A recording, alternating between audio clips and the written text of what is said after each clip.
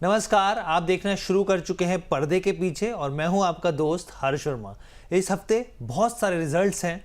नतीजों के लिहाज से आगे क्या होगा, क्या स्ट्रेटेजी बनानी चाहिए, कॉर्पोरेट के कुछ बड़े फैसले हैं जिसका असर देखने को मिलेगा, सरकार की पॉलिसी का शेयरों पर असर हुआ है वो आपको बताएंगे, ब्रोकरेज कहाँ बुलिश है वो भी आप जानिए और आपके फेवरेट शेयर पर भी बात होगी। उससे जुड़ी दो बड़ी खबरें, तो इसलिए हमारे साथ आखिर तक आप बने रहिए। शुरुआत कहां से करें? शुरुआत करते हैं प्राइवेट डिफेंस कंपनी। और अगर आप देखें तो बहुत सारे डिफेंस स्टॉक्स में ब्रेकआउट देखने को मिला यहाँ पे।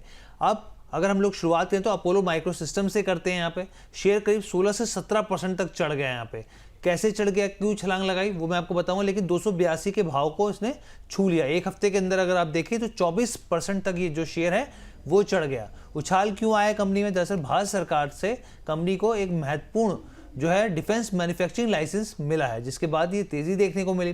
कंपनी ने फाइलिंग के दौरान बताया कि उसे DPIIT यानी कि वाणिज्य और उद्योग मंत्रालय से लाइसेंस हासिल हुआ है, जो कि 10 अप्रैल 2026 को जारी किया गया है। ये लाइसेंस लाइफ टाइम के लिए वैध है। जी हाँ, लाइफ टाइम के लिए वैध है। किन चीज़ों का निर्माण कर सकेगी अब इससे कंपनी, अगर ये लाइसेंस मिल जाएगा तो? इस लाइसेंस के तहत कंपनी को कई हाई एंड डिफेंस सिस्टम्स के निर्माण, असेंबली और टेस्टिंग की इजाज़त मिल जाएगी, जिसमें शामिल है, क्या क्या शामिल है, जैसे मिसाइलें और एंटी टैंक गाइडेंस मिसाइल्स हो गई, टॉर्पीडो और एरियल बम हो गए, रॉकेट और यहाँ पे लॉइटरिंग म्यूनिशंस जो होते हैं वो हो गए यहाँ पे, और काउंटर मेजर सिस्टम्स जो है, मैन्युफैक्चरिंग क्षमता और लोकेशन, तमाम तरह की चीज़ें शामिल हैं। हर कैटेगरी में सालाना करीब करीब 1000 यूनिट्स जो है उत्पादन की क्षमता का अनुमान दिया गया है। एक ही ग्रुप के दो शेयरों में कहीं खुशी और कहीं गम देखने को मिला। पहले खुशी की बात कर लेते हैं। यहाँ पर इस हफ्ते अगर आप टाटा केमिकल के शेयरों में देखें तो एक अच्छी तेजी देखने को मिली। टाटा केमिकल के शेयर हफ्ते के पहले ही दिन 11% तक उछल के 750 रुपये पर आ गए। ये मार्च 2024 के बाद सबसे बड़ी एक दिन की तेजी देखने को मिली है। हालांकि बाद में मुनाफा वसूली भी हावी होती हुई दिखी। शेयर 708 रुपये के भाव पर पहुंचते हुए दिखे।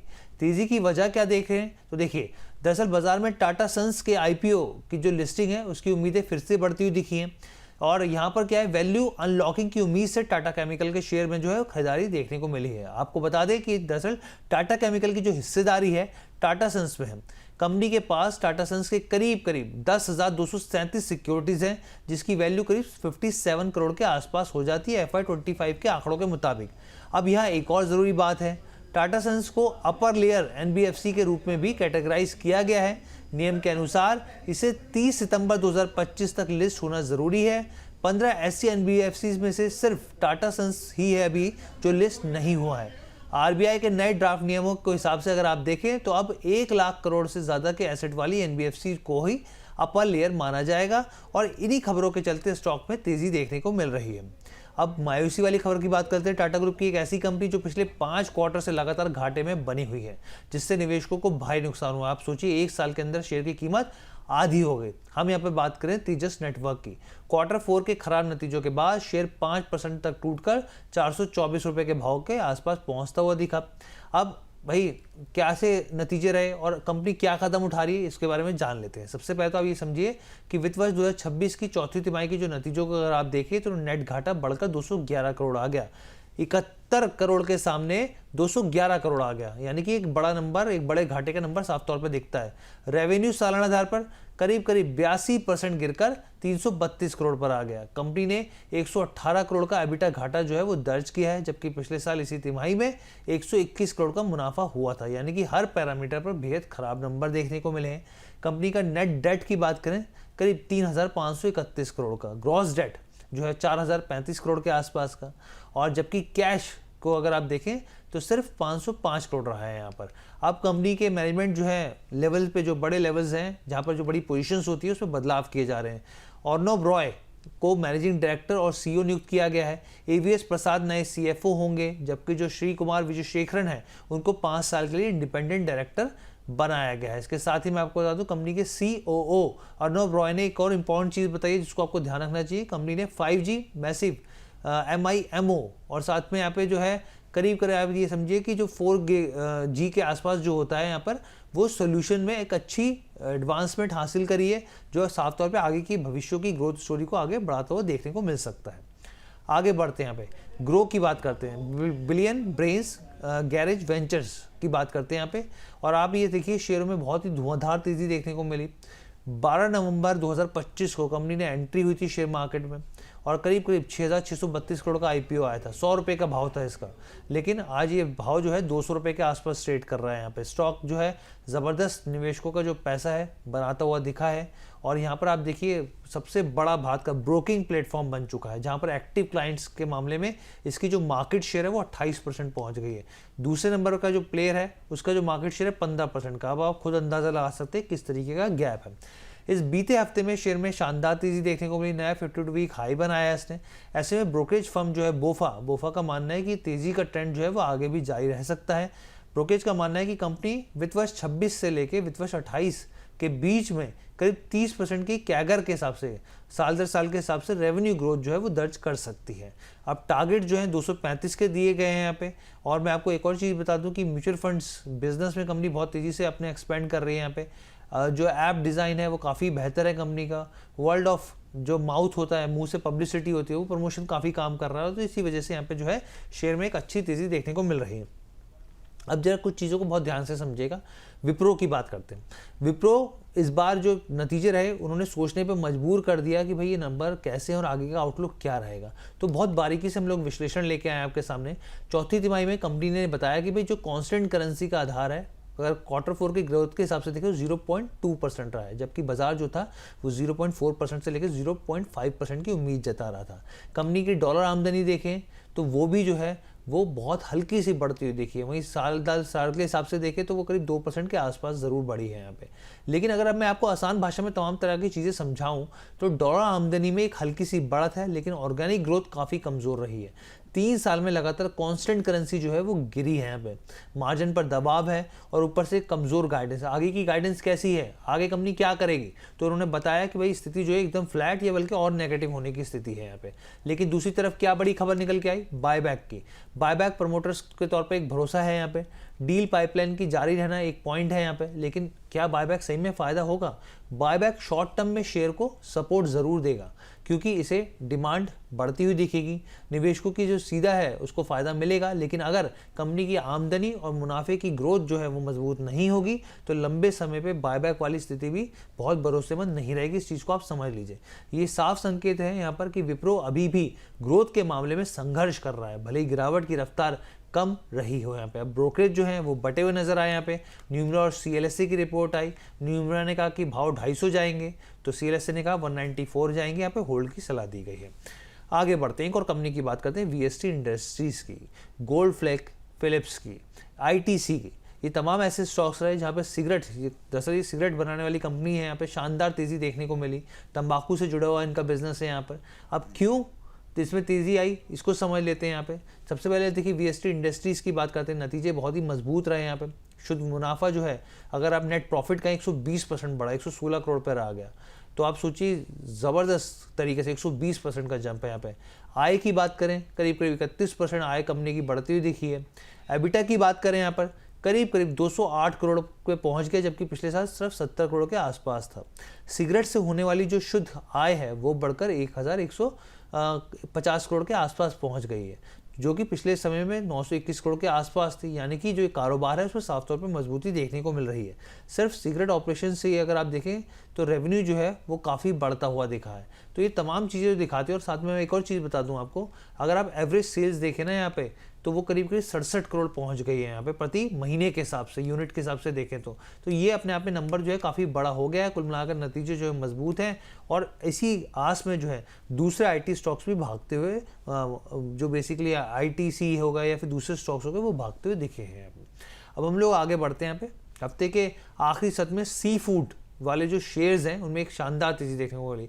अवंती फीड्स हो गया, अपेक्स फ्रोजन हो गया, कोस्टल कॉप हो गए, 12% तक उछल गए यहाँ पर ये स्टॉक। भारी ट्रेडिंग वॉल्यूम भी देखने को मिला। क्यों आई तेजी इन शेयरों में, वो भी समझ लेते हैं यहाँ पे।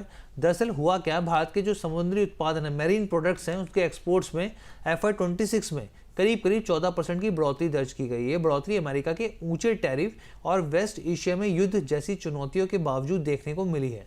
वित्त वर्ष 2026 में भारत ने करीब 8.43 अरब डॉलर की समुद्री उत्पादन जो है वो एक्सपोर्ट किए हैं, जबकि FY25 में यह आंकड़ा लगभग 7.4 अरब डॉलर के आसपास था। पिछले 11 सालों में अगर आप देखें, 11 साल अगर आप देखें तो जो समुद्री उत्पादन है वो लगभग एक्सपोर्ट के लिहाज से डबल हो गया। 2013-14 में अगर आप देखें तो ये करीब 30,000 करोड़ के आसपास था।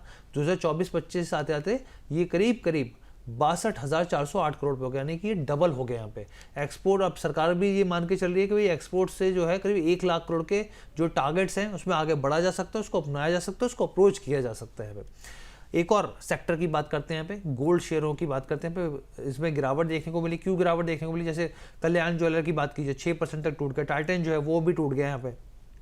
दरअसल ये गिरावट आई उन रिपोर्ट्स के बाद जिसमें कहा गया कि भारत के बैंकों के ने नए गोल्ड सिल्वर इंपोर्ट को फिलहाल के लिए रोक दिया है।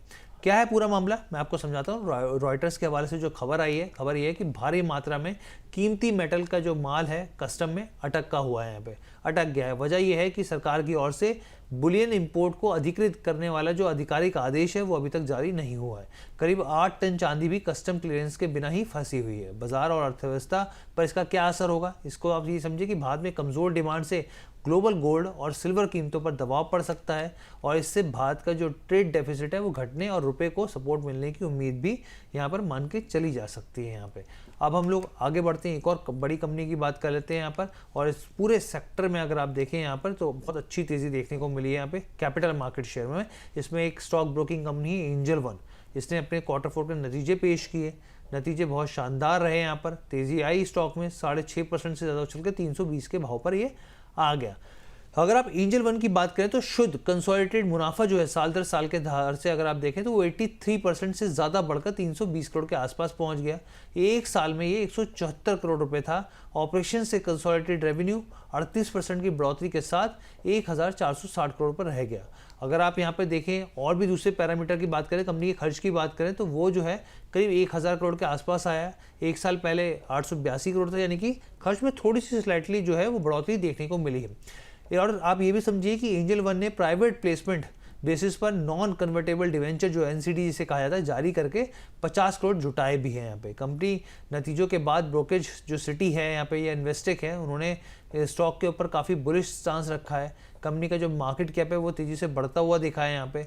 और प्रमोटर्स की अगर हम लोग बात करें तो उनकी जो हिस्सेदारी है वो करीब 29% के आसपास है। एक महीने में 45% और 2 हफ्तों में 30% तक चढ़ गया है ये शेयर। तो इसमें एक ज़बरदस्त तेज़ी, सिटी की खरीदारी की सलाह और यहाँ पे 340 रुपये के प्राइस टारगेट दिए गए हैं। और भी बहुत सारे जो यहाँ पर तमाम ब्रोकरेज है काफ़ी बुलिश वो दिख रहे हैं।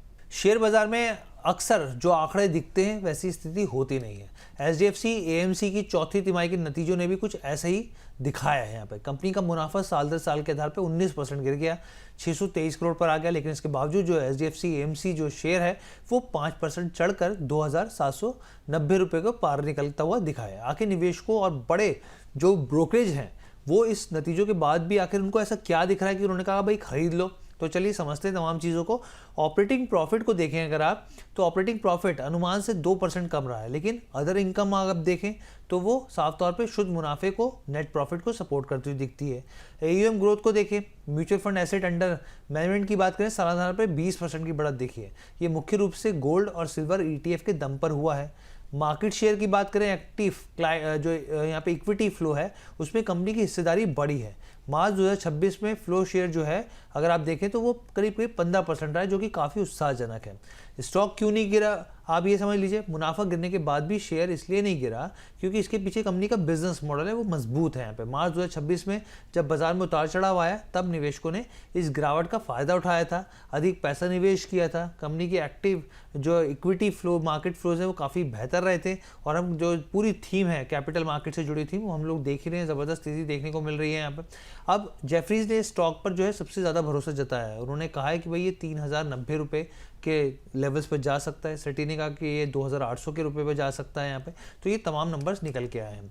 अब हम लोग बात करते हैं एक और बड़ी खबर। कंपटीशन कमीशन ऑफ इंडिया ने Adani enterprises, Adani green energy के खिलाफ लगे सभी आरोपों को खारिज कर दिया है। ये मामला है solar energy corporation of India के एक टेंडर से जुड़ा हुआ। जांच में आयोग ने यह पाया कि सभी प्रतिस्पर्धा विरोधी व्यवहार जो था, जो कंपटीशन जो साफ तौर पे था वो, या फिर कहें कि बाजार में दबदबे को गलत इस्तेमाल करने के जो तमाम तरह के जो सबूत थे वो नहीं मिले हैं यहाँ पर, और ये पूरी तरीके से क्लीन चिट दी गई है। आयोग ने 16 अप्रैल को दिए गए अपने इस फैसले में कहा कि सभी तथ्यों और परिस्थितियों की जांच के बाद ये साफ हो गया है कि कानून की धारा 3 और 4 का कोई भी उल्लंघन नहीं हुआ है, इसलिए इस मामले में जांच को यहीं पर ही खत्म किया जाता है।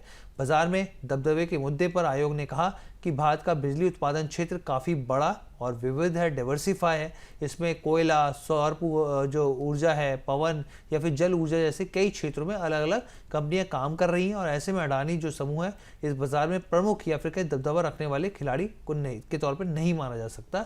इस क्षेत्र में NTPC, Tata power, JSW energy जैसी बड़ी कंपनी ऑलरेडी शामिल है, जहां पर टेंडर की तमाम शर्तों को पूरा किया जाता है कंपनियों के जरिए, और इस मामले में ऐसा कोई ठोस सबूत नहीं मिला जिससे ये कहा जा सके कि इसमें सीधा इन्वॉल्वमेंट अडानी ग्रुप का हो सकता है यहाँ पर। अब हम लोग बात करते हैं सुजलॉन एनर्जी शेयर की। क्या धुआंधार तेजी रही इसको ये एक हफ्ते के अंदर, और अब देखिए बड़ी लंबी जद्दोजहद के बाद 50 रुपए के जो लेवल्स है पार करने में ये स्टॉक जो है वो कामयाब रहा। एक हफ्ते के अंदर 18% तक चढ़ गया, और आप शुक्रवार को भी देखें आखिरी सत्र में 4% चढ़कर 52 रुपए के भाव पर आता हुआ दिखा है। इस तेजी में एक और बड़ी वजह रही यहाँ पे विदेशी संस्थागत निवेशक एफआईज ने लगातार जो हिस्सेदारी उन्होंने बढ़ाई है। एक्सचेंज में जो शेयर होल्डिंग डाटा जो जारी हुए उससे कई चीज़ें पता लगी हैं। पिछले कई महीनों में, कई क्वार्टर में एफआईज लगातार हिस्सेदारी बढ़ा रहे हैं। इससे बाजार में कंपनी को लेकर भरोसा मजबूत होता हुआ दिखा है। दिसंबर 2024 में सुजलॉन एनर्जी में एफआईज की हिस्सेदारी 22.88% थी, उसके बाद जून 2025 में ये बढ़कर 23.03% हो गई। हालांकि सितंबर 2025 में इसमें हल्की सी ज़रूर गिरावट आई थी, लेकिन आप ये समझिए दिसंबर के हिसाब से आप देखें, दिसंबर 2025 में एफआईज की हिस्सेदारी 23.73% थी।